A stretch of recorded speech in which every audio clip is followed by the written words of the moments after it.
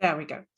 Hi, I'm Lena Meyer. I have a master's in German literature and culture and British and post-colonial literature.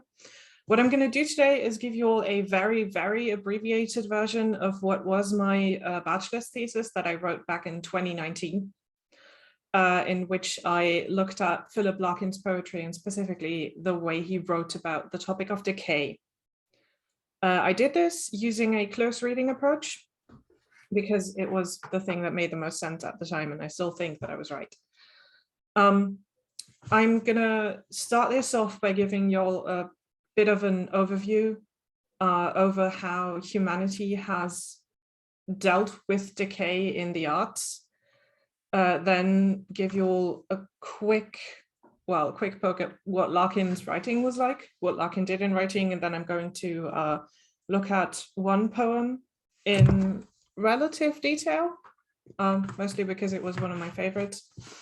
And then I'm going to look at the last stanza of another poem, which is just a time constraint, because as Sam said, my talk is about half an hour to 40 minutes already. And if I put anything more in there, it would have been much longer. And then I'm going to finish off by, essentially summarizing the key points and pointing out the similarities and differences between these approaches to the topic of decay. I do have a list of content warnings for everyone. They're kind of in order, but not quite. But there are decay and rotting things because decay is the topic. It's explicit and implied. There are mentions of death.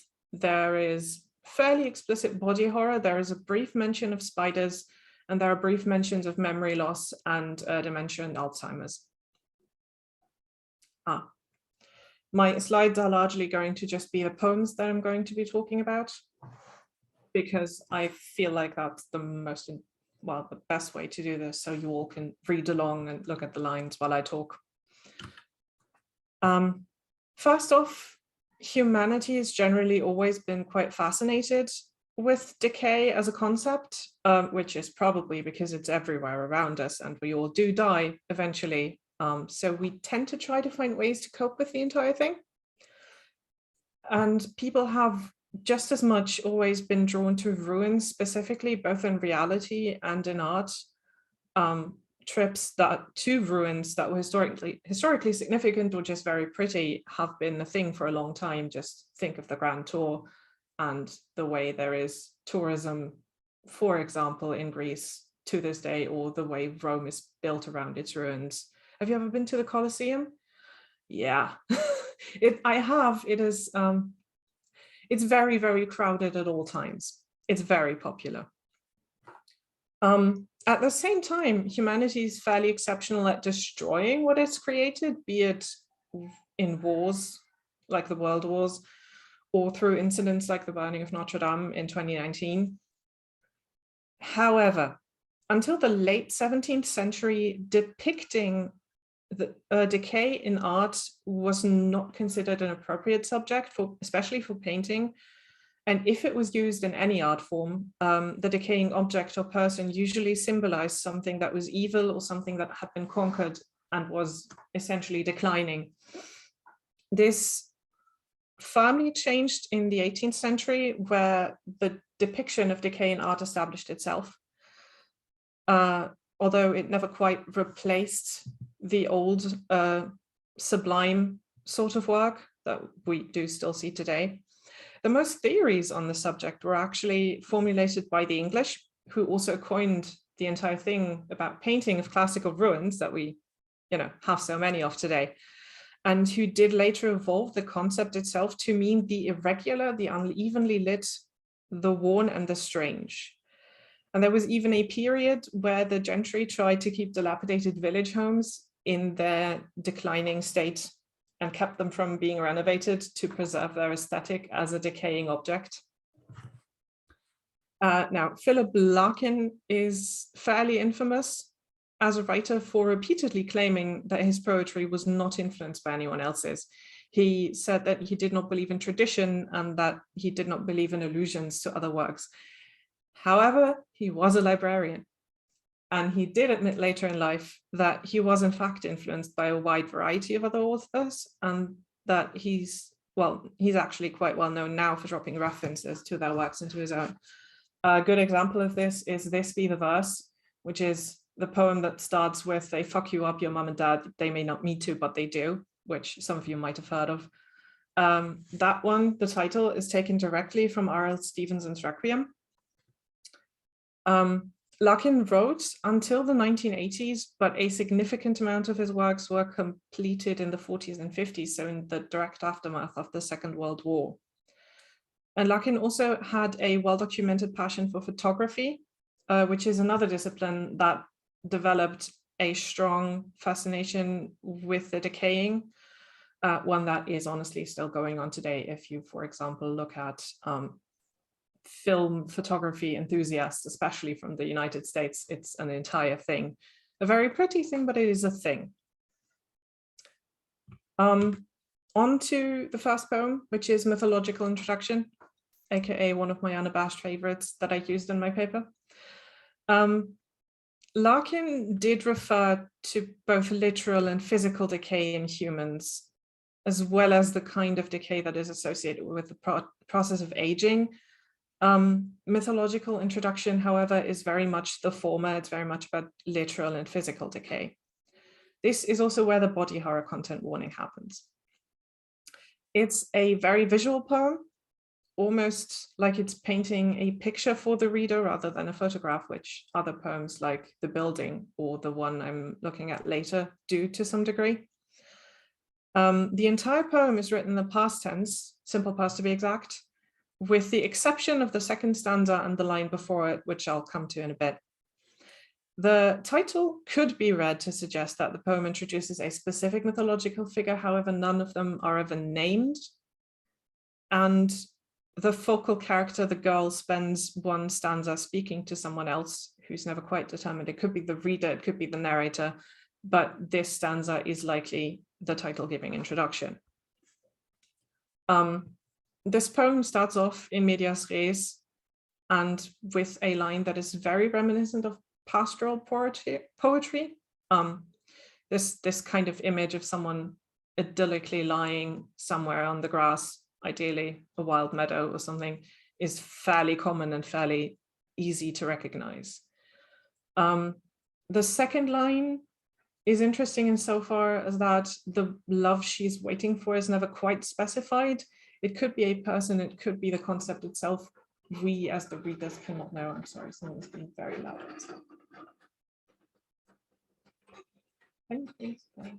Okay, there we go. Sorry, my window is open because otherwise I melt.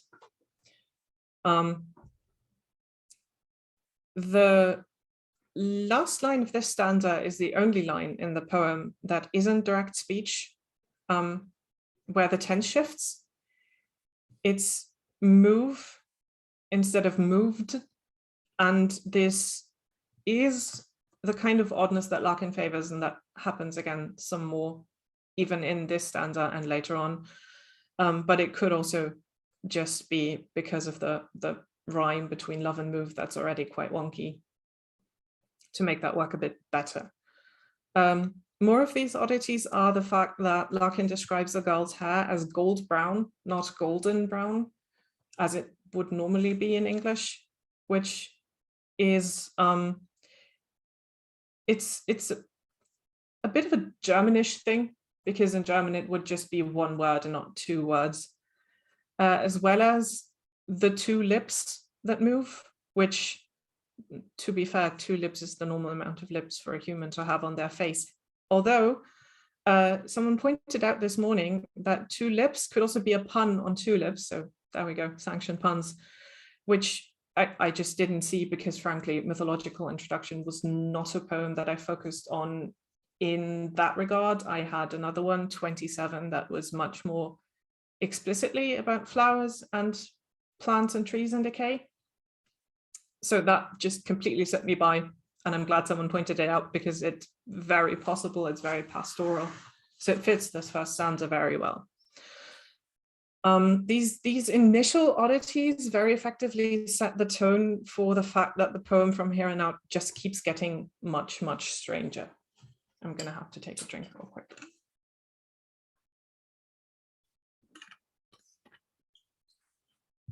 This second stanza is spoken by the focal character, the girl, and is best described as cryptic in all honesty. It is also most likely, like I said, the title-giving mythological introduction. It mirrors her initial description at the beginning of the poem, the first line of this stanza. A white girl lay on the grass and see, I am the whitest cloud that strays. And so she does describe herself as white as well. Although it can be assumed that the white in the first stanza is either her skin or her clothes, because we've established that her hair is in fact gold brown.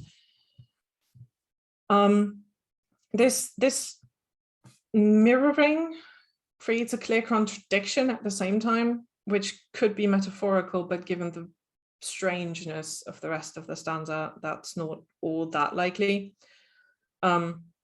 Because the second line here, it enforces this contradiction, because the girl claims to be moving through a deep sky, while the first stanza very firmly establishes that she's just lying on the ground.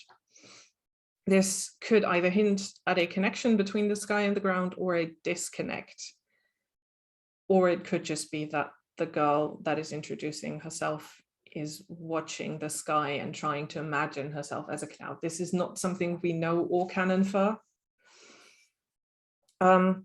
The poem at this point continues to be even more visual in its language, because the girl calls herself your senses crossroads. This is the only instance of a direct address in the entire poem, and the addressee does remain unclear. It could be either the sky that she's watching, although that's fairly unlikely. It could be the love that she's waiting for. It could be the reader, or somebody or someone else entirely. It could even be the narrator. We do not know.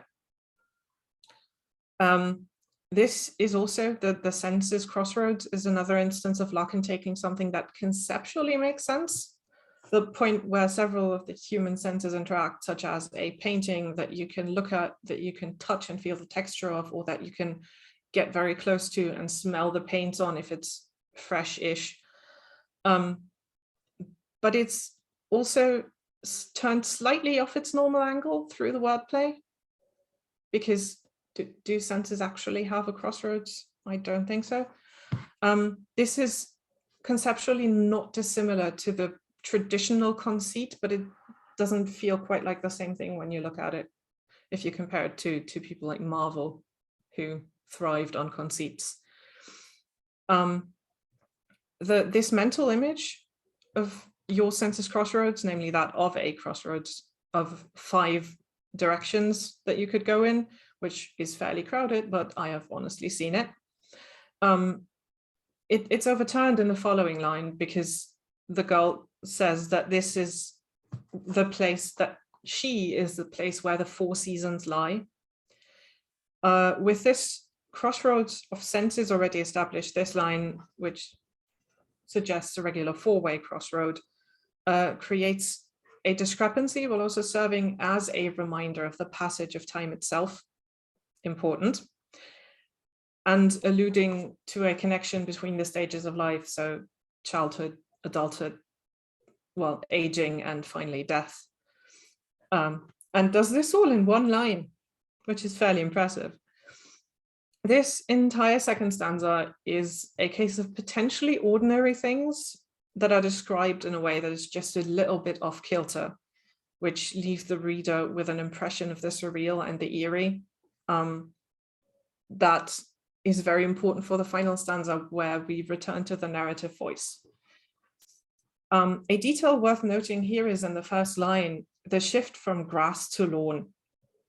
As I said before, grass implies a certain sense of wildness, of untended nature, which is very typical of pastoral poetry, while lawn is generally something that makes you think of, well, just grass, like lawn grass, and no other plants in it, very, very carefully controlled greenery, the sort that we don't really want anymore because we know it's destroying our environment. So this further cements the tonal shift between the peaceful first stanza and the growing horror of the third and the eeriness of the second. A similar mirroring of the first stanza happens in the next line, where the gull spreads her arms wide instead of holding them out for love.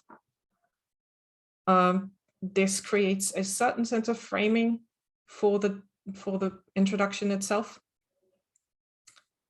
In the last two lines is where the poem very directly and graphically introduces decay, because in the last line it says that the earth had eaten away her side, not at her side, but her side, which makes it very clear that it's not just a bit of damage, but that it's just gone.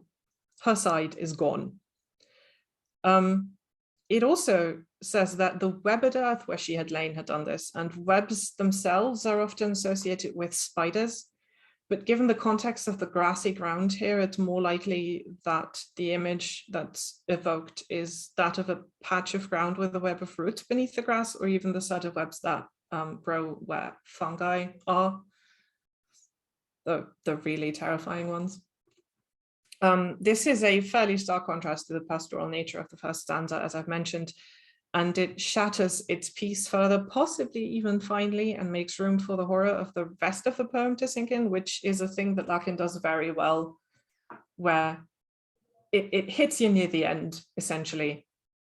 It all seems fine in the beginning, and then the ending hits and you go, oh no, this is so much worse than I imagined, which I find that delightful.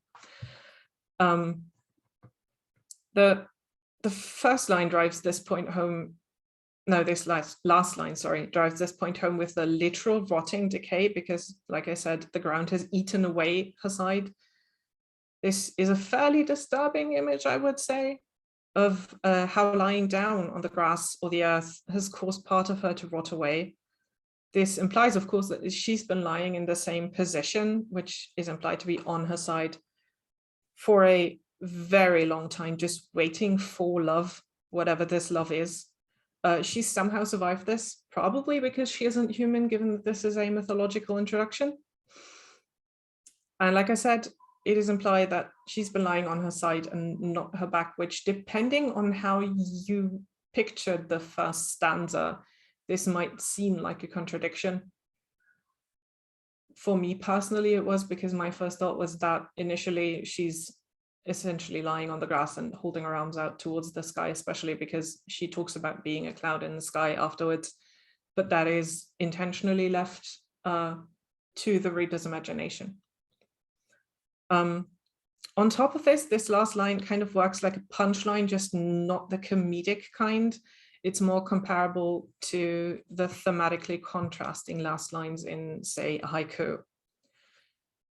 In conclusion, this poem starts out painting an almost idyllic, if fairly lonely, pastoral picture that shifts gradually into something surreal and at the end fairly horrific. The decay here is very literal, it's biological and very explicit. There are other poems dealing with the decay of humans that are a lot more metaphorical, ones that I did look at in my paper but just didn't make it in here for time.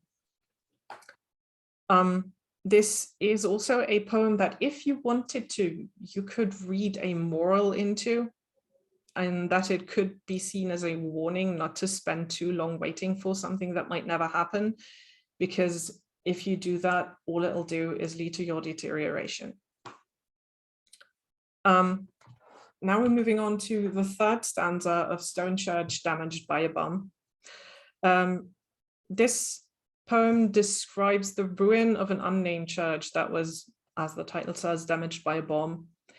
The subject of the poem may be a cathedral in Coventry, which was destroyed during a German air raid in World War II, and which Larkin knew, but it's not entirely been confirmed. In this last stanza, the narrator, who is observing the church and has been doing so for the entire poem, returns to an already established personification of the church itself. They talk about the wound and then add the exclamation, "Oh, see the wound," which sets the tone for the entire stanza. This is a lamentation This is melancholy in mood, and the narrating character's opinion of the state of the church after its destruction colors this description. They also call the church a petrified heart, thus referring back to the way it was described in the first stanza, where they do claim that it runs and leaps and is a living thing. But here they bring the deadness back into it after the bombing. This is also an indirect reference, of course, to the church as the beating heart of any community, the community it served, which was petrified when the building was ruined and now no longer beats. It has taken a wound that cannot be healed, but it might be patched back up and repaired. According to the character, the church was created deathless, which is appropriate given that the Christian church does not necessarily promise that its members will never actually die, but that eventually, at the end of days, death will cease to exist. Plus, churches are meant to last for a very, very long time if possible, and yet here nothing but death remains. The magnificence that the church once held has been scattered by the bombing, and here again destruction is equated with death.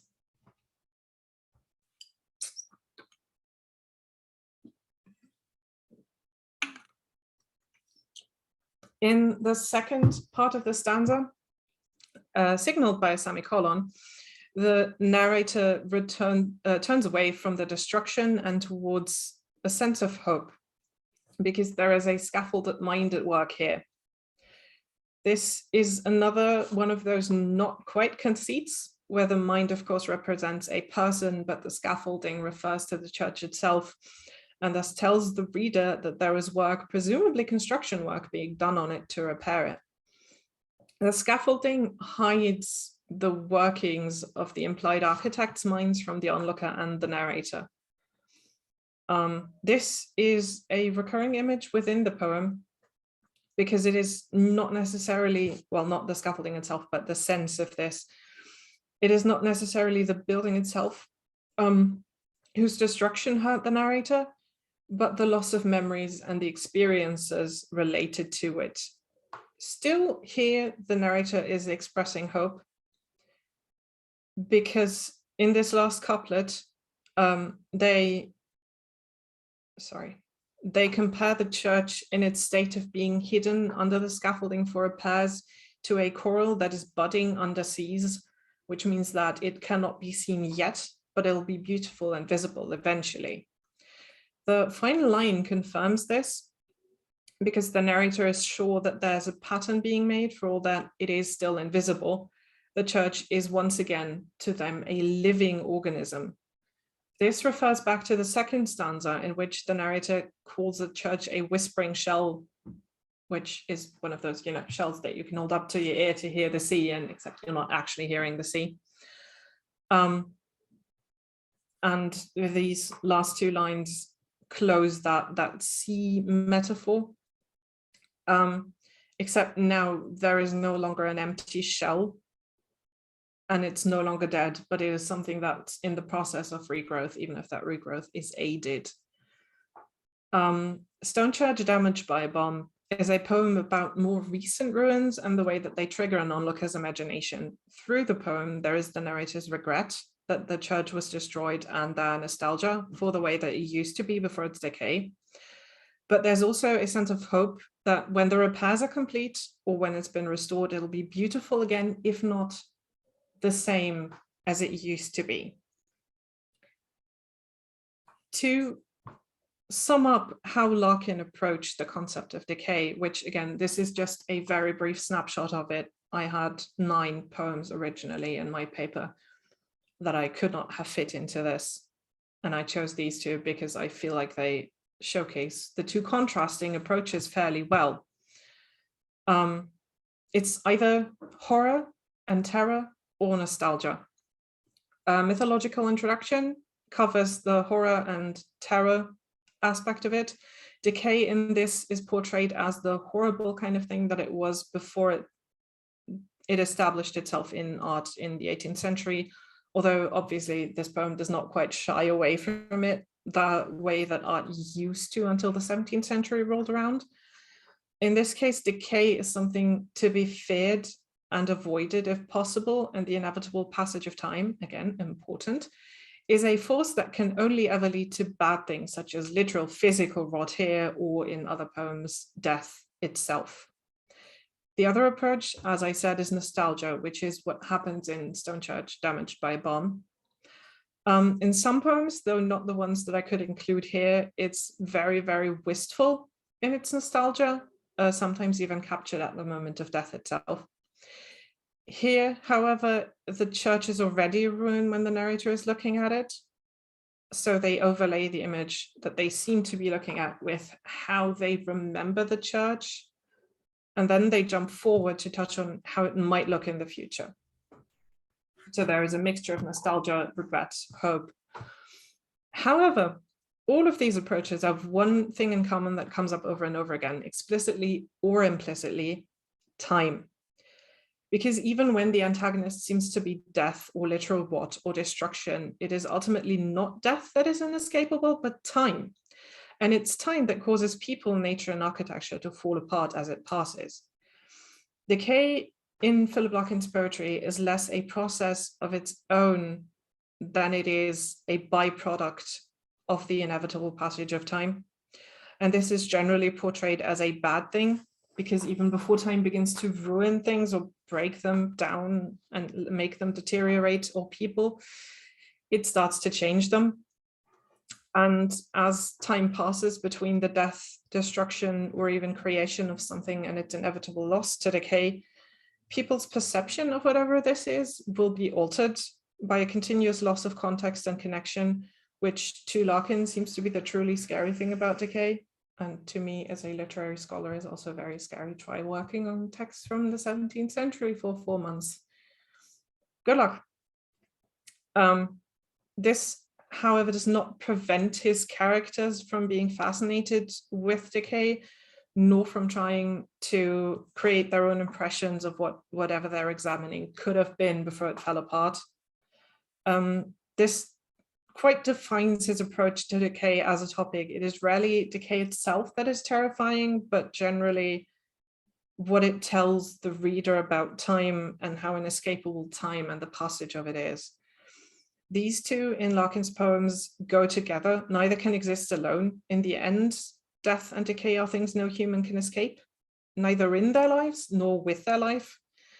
And Larkin's poems on the topic show this without exactly giving the reader a chance at escapism, yet without an attempt at actual cruelty. Larkin, as an author, was known to be quite the cynic. A lot of his poetry is sharp in its cynicism and can border on the cruel, but his poems on the topic of decay really don't do that very much at all, which means that this is a very nuanced approach to the topic, where something that Larkin is actually known for ends up being abandoned at times in favor of just a reminder instead of, a punchline. These are the sources that I used for this talk, though of course they're not all of the sources that I used for my initial paper. I can especially recommend the first one, the Kemp and Rubin text, because it is very interesting if you're interested in how, decay has been used and portrayed in the arts. This says photography in the picturesque tradition, but it does also touch on the traditions of it quite extensively. So that's a definite recommendation, as well as obviously the Larkin book itself, which I do have here. I'm not sure how well you can see it because I can't see myself actually. There we go. I can unmirror myself again, I guess, if it'll let me. Not while I'm showing my background. But yeah, that has been my talk. Thank you very much for listening.